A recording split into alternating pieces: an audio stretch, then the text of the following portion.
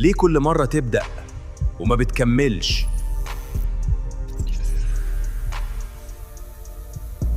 بتحمس في الأول وبعد كده بتقف فجأة. فاكر إنك كسلان؟ لا، بيديك دفعة حماس اسمها دوبامين. بس الدفعة دي مش معمولة للاستمرار. كل مرة تبدأ بترجع لنقطة الصفر. الحل؟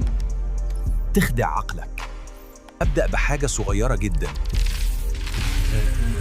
صغيرة لدرجة إن عقلك ما يهربش منها. خد الخطوة واستمر. عقلك هيتعود على التركيز وهتلاقيه بيشتغل لوحده.